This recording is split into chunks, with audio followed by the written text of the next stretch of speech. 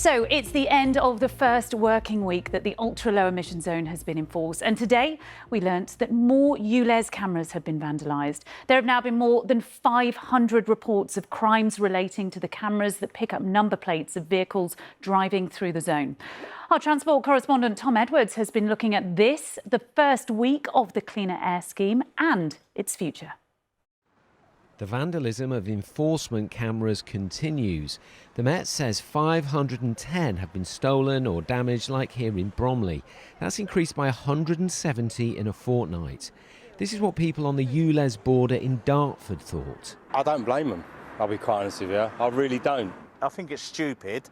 Yes, everybody's allowed an opinion, but put your opinion across, calmly and everything. I think it's great. I think it's absolutely brilliant. One group who call themselves the Blade Runners have been vandalising cameras, and I spoke to one of them this week when they called me, and they say they wouldn't be stopping the vandalising of cameras. When I put it to him that would be costing taxpayers millions of pounds, he said, "We don't care. All politicians are liars. We did it with the congestion charge and are doing it with speed cameras. It's just a little bit of direct action."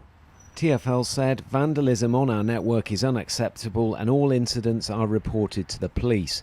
At the moment, though, that isn't stopping these criminal actions. 1 week in and still many are trying to get scrappage for their non-compliant vehicles. John, though, won't get any for his van as it's for personal use, and at the moment it falls through a gap and doesn't qualify. He supports ULEZ but thinks it's been rushed and the whole thing has been frustrating. It's been horrendous, yes, to say the least. A minefield. I do feel for a lot of the Londoners, especially the elderly, who have tried to navigate this path. It's been extremely difficult. So what now? Will ULEZ gradually be accepted by all Londoners as a price worth paying for cleaner air?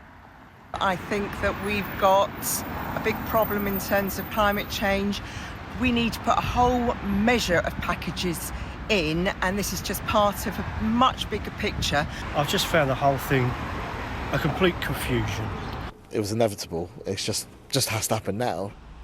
And the big question is, will the furore over ULEZ expansion affect future schemes? Campaigners say this week has been a landmark, but now want more. I think we need to recognise that London has taken a big and important step forward this week towards being a cleaner, quieter and healthier city. And the evidence certainly is that previous phases have worked and resulted in really large reductions in nitrogen dioxide at roadsides, and that's what this scheme targets. There's also a mayoral election in May. ULEZ expansion and how to improve air quality are bound to be key issues. Tom Edwards, BBC London.